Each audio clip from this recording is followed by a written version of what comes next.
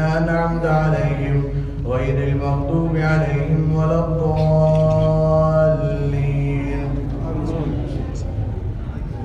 واعلموا أنما غنمتم من شيء فأن لله خمسه وللرسول ولذي القربى واليتامى والمساكين وابن السبيل إن كنتم آمنتم بالله وما أنزلنا على عبدنا يوم الفرقان يوم التقى الجمعان والله على كل شيء قدير. إذ أنتم بالعدوة الدنيا وهم بالعدوة القصوى والركب أسفل منكم ولو تواعدتم لاختلفتم في الميعاد ولكن ليقضي الله أمرا كان مفعولا ليهلك من هلك عن بينة ويحيى من حي عن بينة وإن الله لسميع عليم. إذ يريكهم الله في منامك قليلا ولو أراكهم كثيرا لفشلتم ولتنازعتم في الأمر ولكن الله سلم إنه عليم بذات الصدور. وإذ يريكموهم إذ التقيتم في أعينكم قليلا ويقللكم في أعينهم ليقضي الله أمرا كان مفعولا وإلى الله ترجع الأمور. الله أكبر. يا أيها الذين آمنوا إذا لقيتم فئة فاثبتوا واذكروا الله كثيرا لعلكم تفلحون وأطيعوا الله ورسوله ولا تنازعوا فتفشلوا وتذهب ريحكم واصبروا إن الله مع الصابرين. ولا تكونوا كالذين خرجوا من ديارهم بطرا رئاء الناس ويصدون عن سبيل الله والله بما يعملون محيط. وإذ زين لهم الشيطان أعمالهم وقال لا غالب لكم اليوم من الناس وإني جار لكم فلما تراءت الفئتان نكص على عقبيه وقال إني بريء منكم إني أرى ما لا ترون إني أخاف الله والله شديد العقاب. إذ يقول المنافقون والذين في قلوبهم مرض غر هؤلاء دينهم ومن يتوكل على الله فإن الله عزيز حكيم. ولو ترى إذ يتوفى الذين كفروا الملائكة يضربون وجوههم وأدبارهم وذوقوا عذاب الحريق. الله أكبر. ذلك بما قدمت أيديكم وأن الله ليس بظلام للعبيد. كدأب آل فرعون والذين من قبلهم كفروا بآيات الله فأخذهم الله بذنوبهم إن الله قوي شديد العقاب. ذلك بأن الله لم يكن مغيرا نعمة أنعمها على قوم حتى يغيروا ما بأنفسهم وأن الله سميع عليم. كدأب آل فرعون والذين من قبلهم كذبوا بآيات ربهم فأهلكناهم بذنوبهم وأغرقنا آل فرعون وكل كانوا ظالمين. إن شر الدواب عند الله الذين كفروا فهم لا يؤمنون الذين عاهدت منهم ثم ينقضون عهدهم في كل مرة وهم لا يتقون. فإما تثقفنهم في الحرب فشرد بهم من خلفهم لعلهم يذكرون وإما تخافن من قوم خيانة فانبذ إليهم على سواء إن الله لا يحب الخائنين. الله أكبر. ولا يحسبن الذين كفروا سبقوا إنهم لا يعجزون وأعدوا لهم ما استطعتم من قوة ومن رباط الخيل ترهبون به عدو الله وعدوكم وآخرين من دونهم لا تعلمونهم الله يعلمهم وما تنفقوا من شيء في سبيل الله يوفى إليكم وأنتم لا تظلمون. وإن جنحوا للسلم فاجنح لها وتوكل على الله إنه هو السميع العليم. وإن يريدوا أن يخدعوك فإن حسبك الله هو الذي أيدك بنصره وبالمؤمنين وألف بين قلوبهم لو أنفقت ما في الأرض جميعا ما ألفت بين قلوبهم ولكن الله ألف بينهم إنه عزيز حكيم. يا أيها النبي حسبك الله ومن اتبعك من المؤمنين. الله أكبر. يا أيها النبي حرض المؤمنين على القتال، إن يكن منكم 20 صابرون يغلبوا 200، وإن يكن منكم 100 يغلبوا 1000 من الذين كفروا بأنهم قوم لا يفقهون. الآن خفف الله عنكم وعلم أن فيكم ضعفا، فإن يكن منكم 100 صابرة يغلبوا 200، وإن يكن منكم 1000 يغلبوا 2000 بإذن الله، والله مع الصابرين. ما كان لنبي أن يكون له أسرى حتى يثخن في الأرض. ما كان لنبي أن يكون له أسرى حتى يثخن في الأرض، تريدون عرض الدنيا والله يريد الآخرة، والله عزيز حكيم. لولا كتاب من الله سبق لمسكم فيما أخذتم عذاب عظيم، فكلوا مما غنمتم حلالا طيبا واتقوا الله، إن الله غفور رحيم. الله أكبر. يا أيها النبي قل لمن في أيديكم من الأسرى إن يعلم الله في قلوبكم خيرا يؤتكم خيرا مما أخذ منكم ويغفر لكم، والله غفور رحيم. وإن يريدوا خيانتك فقد خانوا الله من قبل فأمكن منهم، والله عليم حكيم. إن الذين آمنوا وهاجروا وجاهدوا بأموالهم وأنفسهم في سبيل الله والذين آووا ونصروا أولئك بعضهم أولياء بعض، والذين آمنوا ولم يهاجروا ما لكم من ولايتهم من شيء حتى يهاجروا، وإن استنصروكم في الدين فعليكم النصر إلا على قوم بينكم وبينهم ميثاق، والله بما تعملون بصير. والذين كفروا بعضهم أولياء بعض إلا تفعلوه تكن فتنة في الأرض وفساد كبير. والذين آمنوا وهاجروا وجاهدوا في سبيل الله والذين آووا ونصروا أولئك هم المؤمنون حقا، لهم مغفرة ورزق كريم. والذين آمنوا من بعد وهاجروا وجاهدوا معكم فأولئك منكم، وأولو الأرحام بعضهم أولى ببعض في كتاب الله، إن الله بكل شيء عليم. الله أكبر. براءة من الله ورسوله إلى الذين عاهدتم من المشركين، فسيحوا في الأرض 4 أشهر واعلموا أنكم غير معجز الله وأن الله مخزي الكافرين. وأذان من الله ورسوله إلى الناس يوم الحج الأكبر أن الله بريء من المشركين ورسوله، فإن تبتم فهو خير لكم، وإن توليتم فاعلموا أنكم غير معجز الله، وبشر الذين كفروا بعذاب أليم. إلا الذين عاهدتم من المشركين ثم لم ينقصوكم شيئا ولم يظاهروا عليكم أحدا فأتموا إليهم عهدهم إلى مدتهم، إن الله يحب المعتدين. فإذا انسلخ الأشهر الحرم فاقتلوا المشركين حيث وجدتموهم وخذوهم واحصروهم واقعدوا لهم كل مرصد، فإن تابوا وأقاموا الصلاة وآتوا الزكاة فخلوا سبيلهم، إن الله غفور رحيم. وإن أحد من المشركين استجارك فأجره حتى يسمع كلام الله ثم أبلغهم مأمنة، ذلك بأنهم قوم لا يعلمون. الله أكبر. كيف يكون للمشركين عهد عند الله وعند رسوله إلا الذين عاهدتم عند المسجد الحرام، فما استقاموا لكم فاستقيموا لهم، إن الله يحب المتقين. كيف وإن يظهروا عليكم لا يرقبوا فيكم إلا ولا ذمة، يرضونكم بأفواههم وتأبى قلوبهم وأكثرهم فاسقون.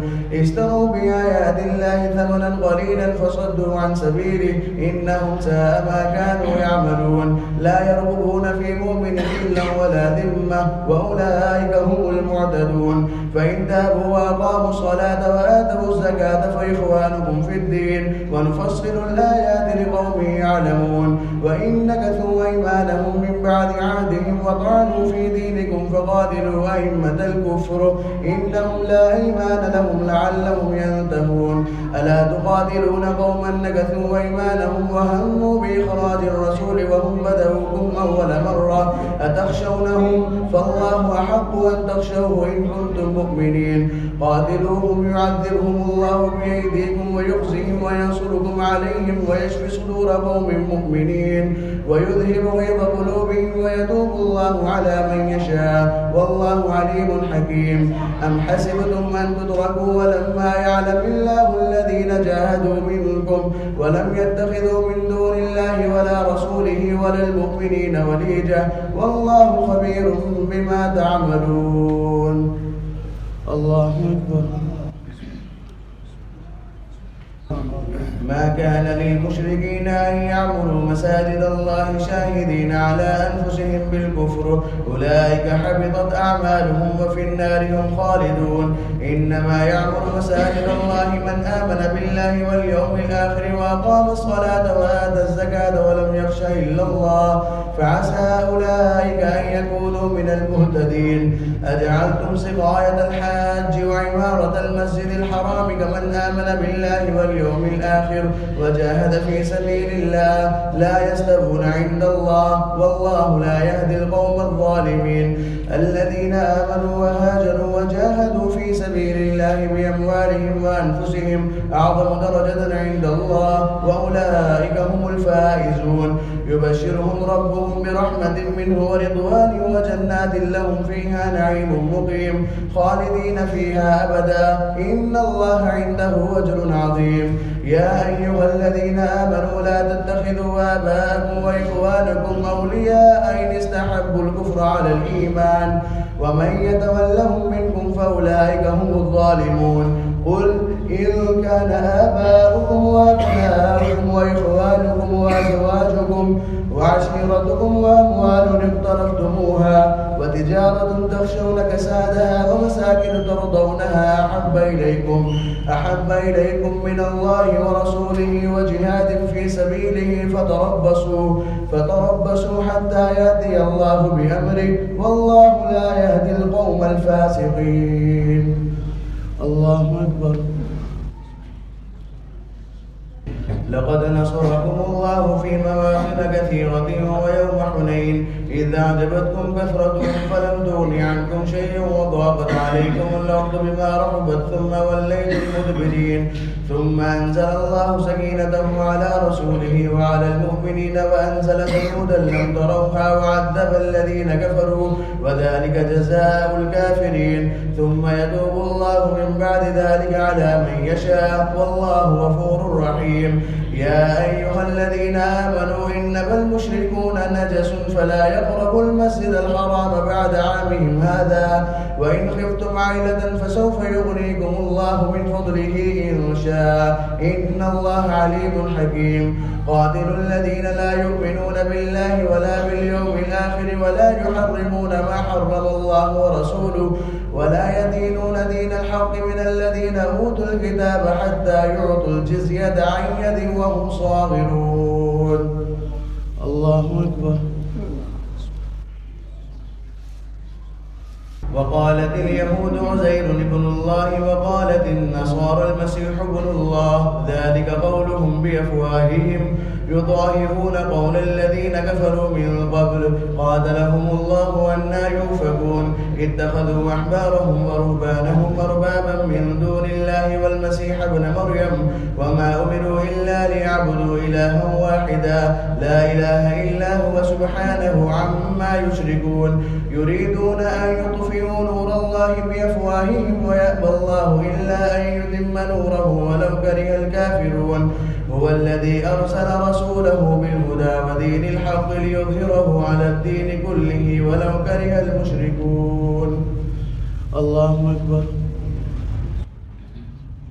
يا أيها الذين آمنوا إن كثيرا من الأحبار والرهبان ليأكلون أموال الناس بالباطل ويصدون عن سبيل الله والذين يكنزون الذهب والفضة ولا ينفقونها في سبيل الله فبشرهم بعذاب أليم يوم يحمى عليها في نار جهنم فتكوى بها جباههم وجنوبهم وظهورهم هذا ما كنزتم لأنفسكم فذوقوا ما كنتم تكنزون إن عدة الشهور عند الله 12 شهرا في كتاب الله يوم خلق السماوات والأرض منها 4 حرم ذلك الدين القيم فلا تظلموا فيهن أنفسكم وقاتلوا المشركين كافة كما يقاتلونكم كافة واعلموا أن الله مع المتقين إنما النسي زيادة في الكفر يضل به الذين كفروا يحلونه عاما ويحرمونه عاما ليواتئوا عدة ما حرم الله فيحلوا ما حرم الله زين لهم سوء أعمالهم والله لا يهدي القوم الكافرين. الله أكبر. يا أيها الذين آمنوا ما لكم إذا قيل لكم انفروا في سبيل الله اثاقلتم إلى الأرض أرضيتم بالحياة الدنيا من الآخرة فما متاع الحياة الدنيا في الآخرة إلا قليل إلا تنفروا يعذبكم عذابا أليما ويستبدل قوما غيركم ولا تضروه شيئا والله على كل شيء قدير إلا تنصروه فقد نصره الله إذ أخرجه الذين كفروا ثاني اثنين إذ هما في الغار إذ يقول لصاحبه لا تحزن إن الله معنا فأنزل الله سكينته عليه وأيده بجنود لم تروها وجعل كلمة الذين كفروا السفلى وكلمة الله هي العليا والله عزيز حكيم. انفروا خفافا وثقالا وجاهدوا بأموالهم وأنفسهم في سبيل الله ذلكم خير لكم إن كنتم تعلمون لو كان عرضا قريبا وسفرا قاصدا لاتبعوك ولكن بعدت عليهم الشقة وسيحلفون بالله لو استطعنا لخرجنا معكم يهلكون أنفسهم والله يعلم إنهم لكاذبون. الله أكبر. عفى الله عنك لما أذنت لهم حتى يتبين لك الذين صدقوا وتعلم الكاذبين لا يستأذنك الذين يؤمنون بالله واليوم الآخر أن يجاهدوا بأموالهم وأنفسهم والله عليم بالمتقين إنما يستأذنك الذين لا يؤمنون بالله واليوم الآخر وارتابت قلوبهم فهم في ريبهم يترددون ولو أرادوا الخروج لأعدوا له عدة ولكن كره الله بعاثهم فثبتهم وقيل اقعدوا مع القاعدين لو خرجوا فيكم ما زادوكم إلا خبالا ولأوضعوا خلالكم يبغونكم الفتنة وفيكم سماعون لهم والله عليم بالظالمين لقد ابتغوا الفتنة من قبل وكلموا لك الأمور حتى جاء الحق وظهر أمر الله وهم كارهون ومنهم من يقول ائذن لي ولا تفتني ألا في الفتنة سقطوا وإن جهنم لمحيطة بالكافرين إن تصبك حسنة تسؤهم وإن تصبك مصيبة يقولوا قد أخذنا أمرنا من قبل ويتولوا وهم فرحون قل لن يصيبنا إلا ما كتب الله لنا هو مولانا وعلى الله فليتوكل المؤمنون. الله أكبر.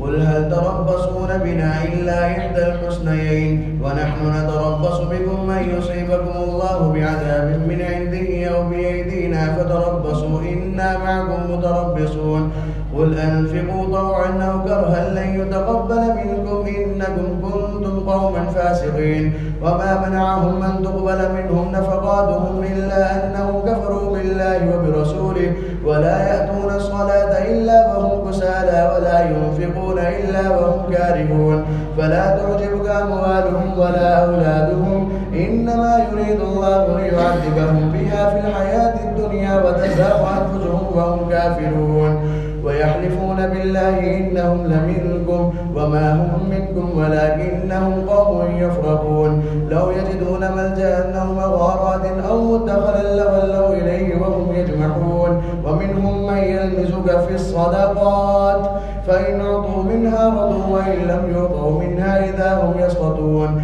ولو أنهم رضوا ما آتاهم الله ورسوله وقالوا حسبنا الله سيؤتينا الله من فضله ورسوله إنا إلى الله راغبون إنما الصدقات للفقراء والمساكين والعاملين عليها والمؤلفة قلوبهم وفي الرقاب والغارمين وفي سبيل الله وابن السبيل فريضة من الله والله عليم حكيم. الله أكبر. ومنهم الذين يؤذون النبي ويقولون هو أذن قل أذن خير لكم يؤمن بالله ويؤمن للمؤمنين ورحمة للذين آمنوا منكم والذين يؤذون رسول الله لهم عذاب أليم يحلفون بالله لكم ليرضوكم والله ورسوله أحق أن يرضوه إن كانوا مؤمنين ألم يعلموا أنه من يحادد الله ورسوله فأن له نار جهنم خالدا فيها ذلك الخزي العظيم. يحذر المنافقون أن تنزل عليهم سورة تنبئهم بما في قلوبهم قل استهزئوا إن الله مخرج ما تحذرون ولئن سألتهم ليقولن إنما كنا نخوض ونلعب قل بالله وآياته ورسوله كنتم تستهزئون لا تعتذروا قد كفرتم بعد إيمانكم إن نعفو عن طائفة منكم نعذب طائفة بأنهم كانوا مجرمين. الله أكبر. المنافقون والمنافقات بعضهم من بعض يأمرون بالمنكر وينهون عن المعروف ويقبضون أيديهم نسوا الله فنسيهم إن المنافقين هم الكاذبون. وعد الله المنافقين والمنافقات والكفار نار جهنم خالدين فيها هي حسبهم ولعنهم الله ولهم عذاب مقيم. كالذين من قبلكم كانوا أشد منكم قوة وأكثر أموالا وأولادا فاستمتعتم بخلاقكم كما استمتع الذين من قبلهم بخلاقهم وخذتم كالذي خاضوا أولئك حبطت أعمالهم في الدنيا والآخرة وأولئك هم الخاسرون. ألم يأتهم نبأ الذين من قبلهم قوم نوح وعاد وثمود وقوم إبراهيم وأصحاب مدين والمؤتفكات أتتهم رسلهم بالبينات فما كان الله ليظلمهم ولكن كانوا أنفسهم يظلمون. والمؤمنون والمؤمنات بعضهم أولياء بعض يأمرون بالمعروف وينهون عن المنكر ويقيمون الصلاة ويؤتون الزكاة ويطيعون الله ورسوله أولئك سيرحمهم الله إن الله عزيز حكيم. وعد الله المؤمنين والمؤمنات جنات تجري من تحتها الأنهار خالدين فيها ومساكن طيبة في جنات عدن ورضوان من الله أكبر ذلك هو الفوز العظيم. الله أكبر. يا أيها النبي جاهد الكفار والمنافقين واغلظ عليهم ومأواهم جهنم وبئس المصير. يحلفون بالله ما قالوا ولقد قالوا كلمة الكفر وكفروا بعد إسلامهم وهموا بما لم ينالوا وما نقموا إلا أن أغناهم الله ورسوله من فضله وإن يتوبوا يك خيرا لهم وإن يتولوا يعذبهم الله عذابا أليما في الدنيا والآخرة وما لهم في الأرض من ولي ولا نصير. ومنهم من عاهد الله لئن آتانا من فضله لنصدقن ولنكونن من الصالحين فلما آتاهم من فضله بخلوا به وتولوا وهم معرضون فأعقبهم نفاقا في قلوبهم إلى يوم يلقونه بما أخلفوا الله ما وعدوه وبما كانوا يكذبون. ألم يعلموا أن الله يعلم سرهم ونجواهم وأن الله علام الغيوب. الذين يلمزون المتطوعين من المؤمنين في الصدقات والذين لا يجدون إلا جهدهم فيسخرون منهم سخر الله منهم ولهم عذاب أليم استغفر لهم أو لا تستغفر لهم إن تستغفر لهم 70 مرة فلن يغفر الله لهم ذلك بأنهم كفروا بالله ورسوله والله لا يهدي القوم الفاسقين. الله أكبر.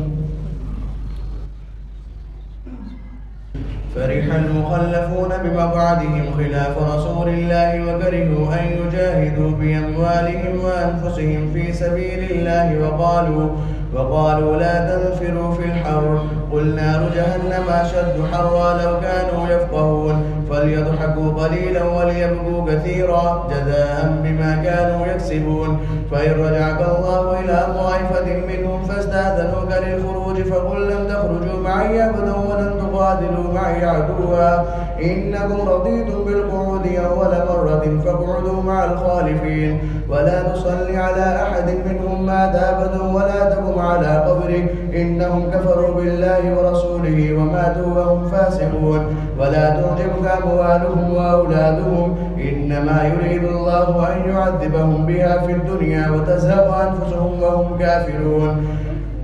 وإذا أنزلت سورة أن آمنوا بالله وجاهدوا مع رسوله استأذنك أولو الطول منهم وقالوا ذرنا لكم مع القاعدين رضوا بأن يكونوا مع الخوالف وطبع على قلوبهم فهم لا يفقهون. لكن الرسول والذين آمنوا معه جاهدوا بأموالهم وأنفسهم وأولئك لهم الخيرات وأولئك هم المفلحون. أعد الله لهم جنات تجري من تحتها الأنهار خالدين فيها ذلك الفوز العظيم. الله أكبر. وجاء المعذرون من الأعراب ليؤذن لهم وقعد الذين كذبوا الله ورسوله سيصيب الذين كفروا منهم عذاب أليم ليس على الضعفاء ولا على المرضى ولا على الذين لا يجدون ما ينفقون حرج إذا نصحوا لله ورسوله ما على المحسنين من سبيل والله غفور رحيم. ولا على الذين إذا ما أتوك لتحملهم قلت لا أجد ما أحملكم عليه تولوا وأعينهم تفيض من الدمع حزنا ألا يجدوا ما ينفقون. إنما السبيل على الذين يستأذنونك وهم أغنياء رضوا بأن يكونوا مع الخوالف وطبع الله على قلوبهم فهم لا يعلمون.